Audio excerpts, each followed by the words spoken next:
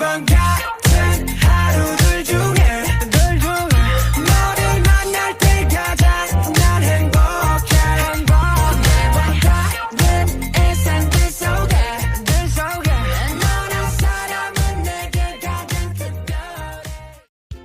Assalamualaikum warahmatullahi wabarakatuh. Selamat pagi teman-teman. Di sini kami dari kelompok 3 yang beranggotakan Lucy Octavia Pasaribu, KGSM Farhan Fanani, dan Mita Puspitasari akan menjelaskan materi mengenai kewenangan OJK dalam pengaturan dan pengawasan bank syariah. Baiklah teman-teman, selamat menyaksikan. Hai, saya Lucy Octavia Pasaribu. Di sini saya akan menjelaskan tentang kewenangan pengaturan dan pengawasan bank oleh OJK. Yang pertama, kewenangan untuk menetapkan tata cara perizinan, right to license, dan pendirian suatu bank, meliputi pemberian izin dan pencabutan izin usaha bank, pemberian izin pembukaan, penutupan dan pemindahan kantor bank, pemberian persetujuan atas kepemilikan dan pengurusan bank, serta pemberian izin kepada bank untuk menjalankan kegiatan-kegiatan usaha tertentu. Yang kedua, kewenangan untuk menetapkan ketentuan atau right to regulate, yang menyangkut aspek usaha dan kegiatan perbankan dalam rangka menciptakan perbankan sehat guna memenuhi jasa perbankan yang diinginkan masyarakat. Yang ketiga, kewenangan untuk mengawasi, yang meliputi A. Pengawasan bank secara langsung atau on-site supervision, terdiri dari pemeriksaan umum dan pemeriksaan khusus dengan tujuan untuk mendapatkan gambaran keadaan keuangan bank dan untuk memantau tingkat kepatuhan bank terhadap peraturan yang berlaku, serta untuk mengetahui apakah terdapat praktik-praktik tidak sehat yang membahayakan kelangsungan usaha bank. Dan yang B, pengawasan tidak langsung atau off-site supervision, yaitu pengawasan melalui alat pemantauan seperti laporan berkala yang disampaikan bank, laporan hasil pemeriksaan, dan informasi lainnya. Dan yang keempat, kewenangan untuk mengenakan sanksi atau right to impose sanction, yaitu kewenangan untuk menjatuhkan sanksi sesuai dengan ketentuan perundang-undangan terhadap bank apabila suatu bank kurang atau tidak memenuhi ketentuan. Tindakan ini mengandung unsur pembinaan agar bank beroperasi sesuai dengan asas perbankan yang sehat. Yang kelima, kewenangan untuk melakukan penyidikan, right to investigate, yaitu kewenangan untuk melakukan penyidikan di sektor jasa keuangan atau SJK, termasuk perbankan. Penyidikan dilakukan oleh penyidik Kepolisian Negara Republik Indonesia dan pejabat pegawai negeri sipil di lingkungan OJK. Hasil penyidikan disampaikan kepada jaksa untuk dilakukan penuntutan. Dan yang keenam, kewenangan untuk melakukan perlindungan konsumen atau right to protect, yaitu kewenangan untuk melakukan perlindungan konsumen dalam bentuk pencegahan kerugian konsumen dan masyarakat, pelayanan pengaduan konsumen, dan pembelaan hukum. Baiklah teman-teman, materi berikutnya akan disampaikan oleh rekan saya, Saudari Mita. Baiklah, saya Mita Puspitasari akan menjelaskan tentang kedudukan PBI yang mengatur bank syariah dan unit usaha syariah setelah berdirinya OJK. PBI digunakan sebagai instrumen hukum oleh BI dalam melaksanakan tugas pengaturan dan pengawasan, khususnya terhadap bank syariah dan unit usaha syariah. Terkait dengan penyelenggaraan tugas pengaturan dan pengawasan, BI menyusun PBI, yaitu untuk pertama, menentukan kriteria tingkat kesehatan dan ketentuan yang wajib dipenuhi oleh bank syariah dan unit usaha syariah. Yang kedua, untuk menentukan persyaratan dan tata cara pemeriksaan yang dilakukan akuntan publik atau pihak lain atas nama Bank Indonesia. Yang ketiga, untuk menentukan persyaratan dan tata cara pencabutan izin usaha bank syariah. Dengan adanya pengalihan tugas pengaturan dan pengawasan dari BI kepada OJK, khususnya terhadap bank syariah dan unit usaha syariah, maka ada beberapa PBI yang menjadi acuan pelaksanaan tugas yang penting untuk dipahami kedudukan dan keberlakuannya. PBI adalah ketentuan hukum yang ditetapkan oleh BI dan mengikat setiap orang atau badan yang dimuat dalam lembaran negara Republik Indonesia. Merujuk pada definisi tersebut, maka adanya PBI tidak dapat dapat terlepas dari kedudukan BI dalam struktur kenegaraan. BI merupakan bank sentral sebagai lembaga yang lahir dan diatur dalam konstitusi. Kedudukan PBI pasca peralihan tugas pengaturan dan pengawasan kepada OJK dapat dijelaskan dalam dua perspektif, yaitu sebelum beralihnya fungsi tugas wewenang pengaturan dan pengawasan dan pasca beralihnya. Kedua perspektif dapat dijelaskan sebagai berikut.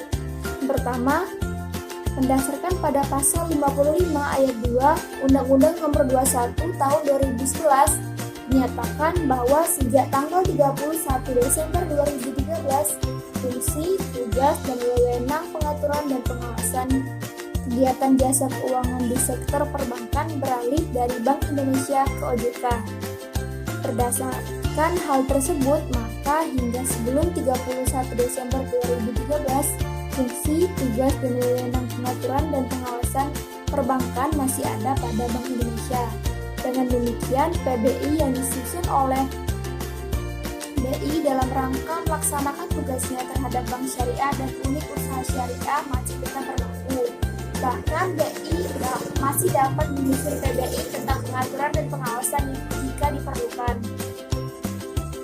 Yang kedua, pasca fungsi, tugas, wewenang, dan pengaturan pengawasan, BI beralih ke OJK sejak 31 Desember 2013. Maka PBI tetap mempunyai kekuasaan mengikat secara hukum. Hal ini dapat dijelaskan bahwa walaupun sejak 31 Desember 2013, fungsi, tugas, dan wewenang BI beralih seluruhnya pada OJK. Namun itu tidak lantas menjadikan PBI tidak mempunyai kekuatan mengikat. Hal ini disebabkan pada saat PBI tersebut disusun, fungsi, tugas, dan wewenang pengaturan dan pengawasan masih ada pada Bank Indonesia. Hal itu berarti PBI dibentuk berdasarkan perintah peraturan yang lebih tinggi. Sekian penjelasan dari saya. Assalamualaikum warahmatullahi wabarakatuh. Saya Gabus Muhammad Farani akan menjelaskan tentang fungsi pengawasan otoritas jasa keuangan terhadap lembaga perbankan syariah. Fungsi pengaturan dan pengawasan bank termasuk bank syariah dan unit syariah berada dalam otoritas Bank Indonesia. Fungsi regulasi dan supervisi ini melekat pada Bank Indonesia sebagaimana diatur dalam Undang-Undang Nomor 23 Tahun 1999 tentang penetapan peraturan pemerintah. Lalu, pengawasan yang dilakukan oleh Bank Indonesia meliputi pengawasan langsung dan tidak langsung. Bank Indonesia berwenang mewajibkan bank untuk menyampaikan laporan, keterangan, dan penjelasan sesuai dengan tata cara yang ditetapkan oleh Bank Indonesia. Di mana hal ini dapat dilakukan terhadap perusahaan induk, perusahaan anak, pihak terkait, dan pihak terafiliasi dari bank apabila diperlukan. Dari sisi pengawasan terhadap bank syariah dan unit usaha syariah juga dilakukan oleh Bank Indonesia. Menurut ketentuan pasal 34 Undang-Undang Nomor 6 Tahun 2009 tentang Bank Indonesia, pengawasan terhadap hak tidak selamanya berada di Bank Indonesia. Dalam pasal tersebut ditetapkan bahwa tugas mengawasi bank akan dialihkan kepada lembaga pengawasan sektor jasa keuangan independen dan dibentuk berdasarkan undang-undang selambat-lambatnya 31 Desember 2002. Tugas yang dialihkan kepada lembaga ini termasuk tugas pengaturan bank serta tugas berkaitan dengan perizinan, sehingga pada tahun 2011 di Undang-Undang Nomor 21 Tahun 2011 tentang Otoritas Jasa Keuangan. Langsung saja ke pembentukan undang-undang. Pembentukan Undang-Undang OJK dimaksudkan untuk memisahkan fungsi perbankan dari bank sentral ke sebuah badan atau lembaga yang independen di luar bank sentral. Dasar hukum pemisahan fungsi pengawasan yaitu pasal 34 Undang-Undang Nomor 6 Tahun 2009 tentang Bank Indonesia yang menyatakan A. Tugas bank akan dilakukan oleh lembaga pengawasan sektor jasa keuangan yang independen dan berbentuk dengan undang-undang. B. Pembentukan lembaga pengawasan bagaimana dimaksud pada ayat 1 akan dilaksanakan selambat-lambatnya tanggal 31 Desember.